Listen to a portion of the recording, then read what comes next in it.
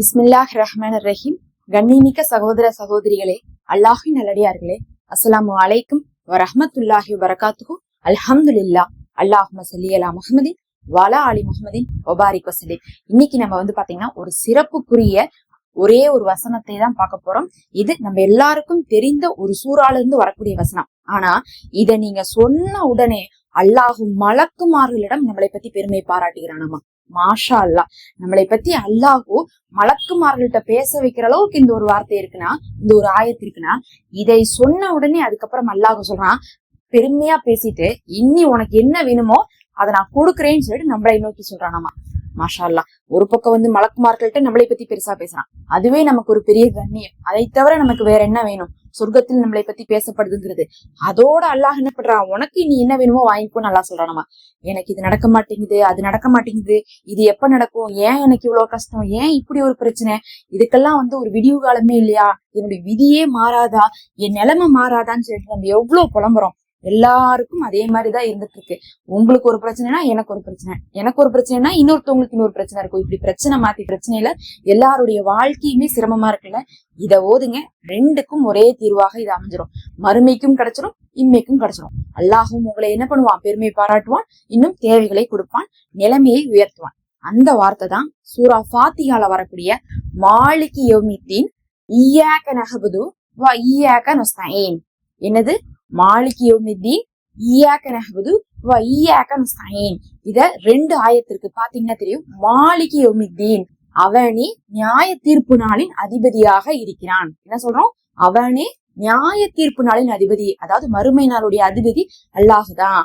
இன்னும் அவனை தான் அடுத்தது என்ன சொல்றோம், ஈயாக நஅபுது வ ஈயாக நஸ்தஈன், அவனைதான் நான் வணங்குறேன், அவன்கிட்ட தான் நான் உதவி தேடுறேன் அப்படிங்கிறோம். ஃபர்ஸ்ட் அல்லாஹுவை மறுமைக்கான அதிபதினு சொல்லிட்டு அந்த அதிபதிட்ட தான் நான் வணங்குறேன், உதவி தேடுறேன்னு நம்ம சொல்றோம். இதை கேட்டனும் அல்லாஹுக்கு ரொம்ப பிடிச்சிருது. அந்த ஈயாக நஅபுது வ ஈயாக நஸ்தஈன் அப்படிங்கிறது நமக்கானது, மாலிகி யௌமித்தீன்ங்கிறது அவனுக்கானது.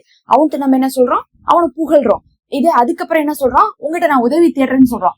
சொன்ன உடனே இதுதான் எனக்கும் என் அடியாருக்குமான உறவாக இருக்கிறதுன்னு சொல்லிட்டு, இதுதான் அவனுக்கும் எனக்குமான ரிலேஷன்ஷிப்னு சொல்லிட்டு அல்லாஹ் இனி நீ என்ன கேட்டாலும் நான் கொடுத்துட்றேன்னு நல்லா சொல்றான். இத நீங்க 100 முறை ஓதிவிட்டு உங்க தேவையை கேட்டு பாருங்க, உங்களுடைய தேவை நிறைவேறும். இது பாத்தீங்கன்னா ஒரு திக்ராகவும் பயன்படுத்தப்படுது, துவாவாகவும் பயன்படுத்தப்படும். அதனால பாத்தீங்கன்னா இதுல இருக்கக்கூடிய வார்த்தைகள் அல்லாஹுவை புகழக்கூடிய வார்த்தைகளாக இருக்கறனால எந்த நேரத்துல வேணா ஓதிக்கலாம். ஒழு இல்லாட்டினாலும் ஓதிக்கலாம், தொழுகை இல்லாட்டினாலும் ஓதிக்கலாம். ஒரு 100 முறை ஓதிட்டு துவா செய்து பாருங்க.